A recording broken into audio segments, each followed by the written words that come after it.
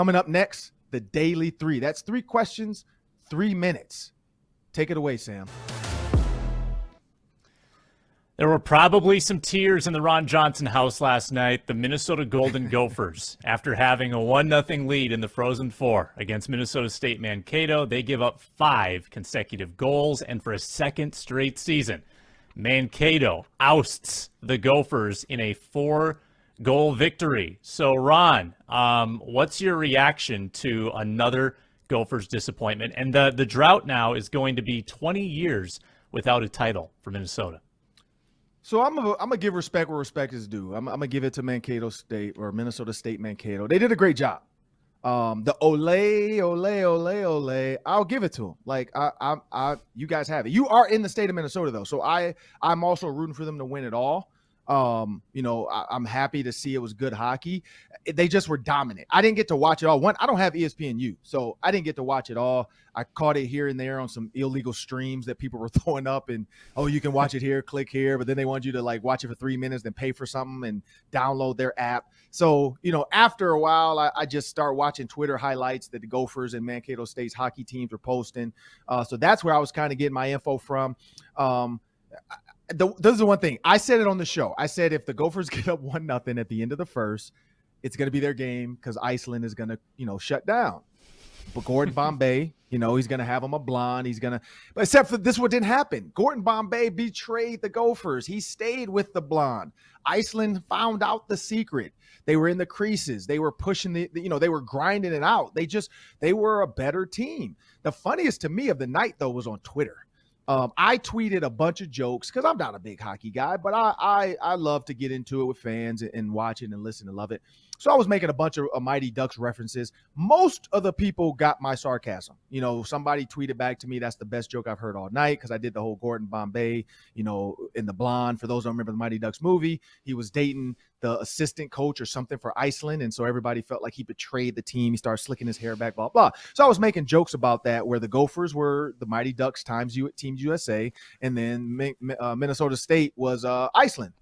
Well, this guy comes out of nowhere and his name, now I get it, he's a Mankato hockey guy. He was absolutely upset. Watch the game. You don't know what you're talking about. Watch the game before you tweet about stupid scores. And I'm literally like, dude, I really don't care. Like, I literally don't care. That's why Twitter to me, I would love to talk to that guy face to face and have the same discussion, because he's dumb. Like, you're arguing with a guy who literally just tweeted, "Let's do this hockey."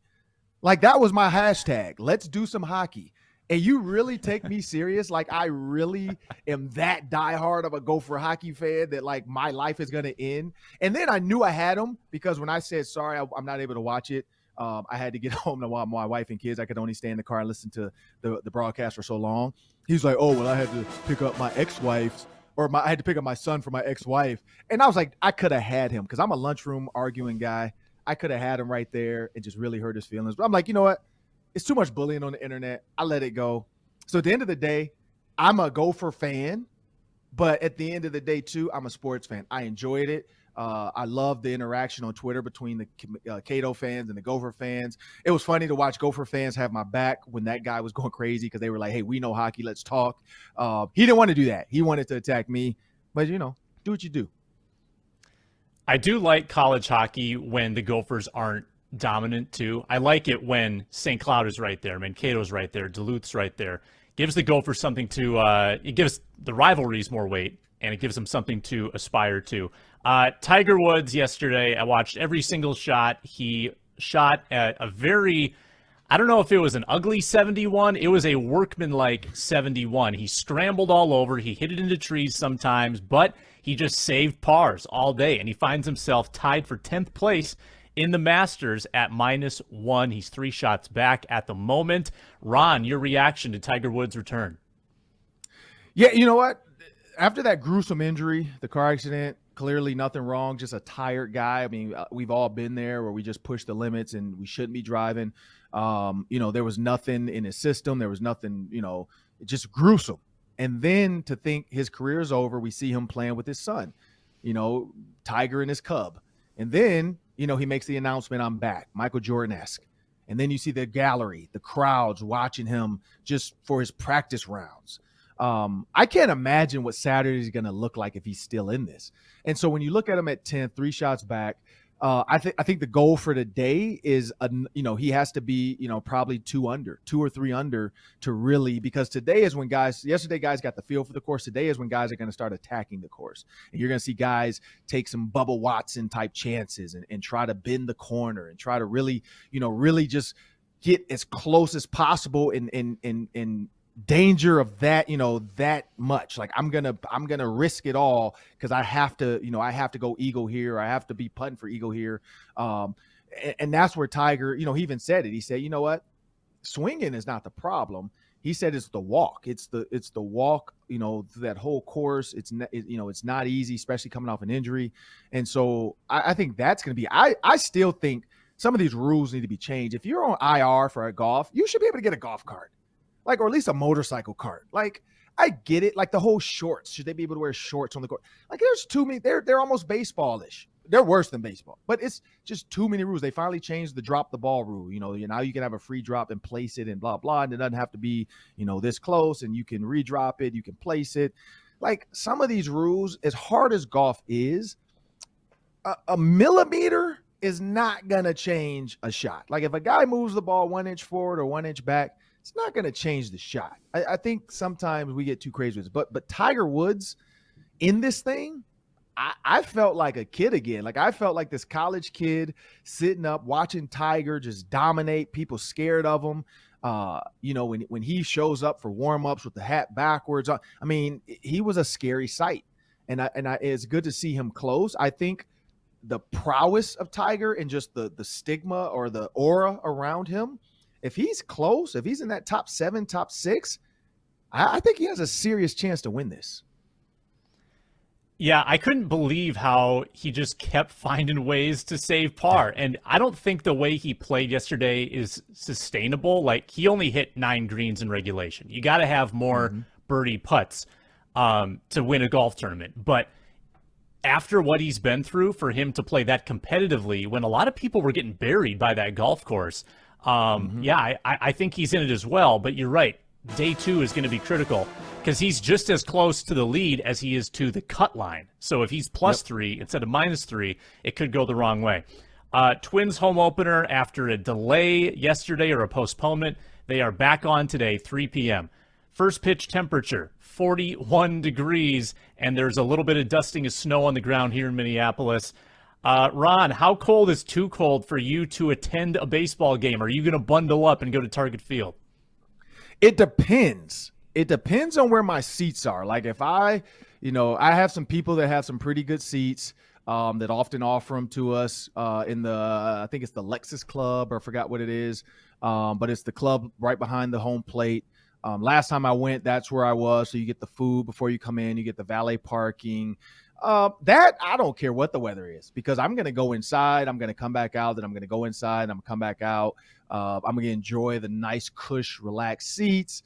But I'm going to also go back inside and have some food. Now, if I'm up in the beer section right next to like the vodka, station and all that stuff, and it's, 30s, no, I'm not doing that. I'm not doing that. Give me the suite, the Lexus Club or whatever it is, the club, level down there behind home plate. Yeah, I'll do it in 40 degrees, 41 degrees. I'll bundle up and, enjoy a nice day at the ballpark. But yeah, if I'm just sitting out with the wife and some friends and, we're I don't even know where we are, depending on where our seats are. But yeah, it's got to be in the 60s, 50s for sure, but 60s for me. I need to be in, I'd rather take 70s, 80s. Give me some shorts, T-shirt and a hat, some sunglasses. Like, that's what I think of baseball. This is not baseball weather. Down in Texas, Arizona, California, Florida, that's baseball weather. What I see on ESPN right now and some of these games, like the Diamondbacks, I think had a big walk-off, 3-run walk-off. That's what baseball looks like right now. You turn on the broadcast pregame, it's going to be snow in some of the shots, especially the wide hole, the stadium shots, the city shots. If I'm in Arizona watching the Twins, and I'm looking at warm-ups and the overhead drone shot, and I'm like, that's snow. Like, is this October? Like, give me the playoffs with snow, fine, but not opening day. I'm not doing that. Yeah, I mean this town is known for cold sporting events. The Vikings obviously had the famous playoff game against Seattle. The Wild had that Sub-Zero Winter Classic at Target Field earlier this year. I'm not as hardy as I once was. I couldn't tolerate certainly the Sub-Zero stuff, but even the 40-degree stuff. Like I went with some buddies to the United game last Saturday, and that I think was 43, 44.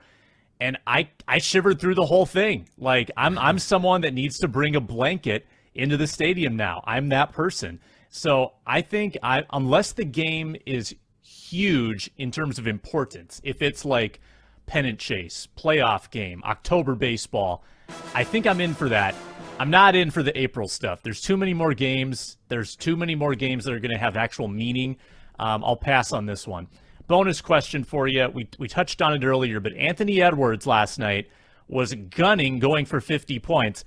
And as he was and kept shooting and missing, the Wolves' 13-point lead shrunk to 4 in the closing seconds, and the Spurs actually had a chance because the Wolves were goofing around. So, Edwards, fun or selfish with that those last couple minutes there? Well, when you look at who's behind them in the Clippers at 40 and 40, I don't think it mattered. Like that, I think that's where they were at that point. It didn't really matter. Again, we talk about momentum, though. Momentum going into the playoffs, that's huge. For the simple fact that they might have to play the Spurs if they lose and blah blah and the Spurs win. I think it's fun. I think the fact that his teammates were like, I saw Karl-Anthony Towns get a rebound and kick it right back to him. The fact that his teammates were doing it too. So whether it was the coach over there that knew what was going on, I mean, coaches aren't dumb, players aren't dumb. They know what's going on. They all look up at the scoreboard and they see, he's at 47 or whatever. That's where I say, as long as the teammates are fine with the result, who cares about the fans? Who cares about what we think? Like, it's about his teammates and his coach in that locker room. That's all that matters. I think we forget that. From a selfish standpoint, I say for the gamblers, I know they think it's selfish because at 13, they're like, okay, I got this. They're taking that ticket. They're looking at betonline.com. They're like, oh yeah, we're about to cash in. No, I'm not. What are you doing? Like, I can just imagine people throwing their phones because you don't have a paper ticket. So if you're looking on your phone, like I've seen people ball up tickets at the racetrack and throw them. People were throwing their phones that really put decent amount of money thinking like, oh yeah, this is a Spurs team. The Timberwolves want to go into the playoffs hot, which they were hot until Anthony Edwards realized he can get 50. So I think it's fun. Selfish for the bettors though. Crowd absolutely seemed to love it. Teammates seemed to love it. I don't think they even realized what was happening until I'm sure their coach mentioned something to them. But yeah, you're right though. The game was at that point pretty meaningless. Denver won the game last night, so the seeds are locked in, and now they can rest up in the finale and get ready for the play-in.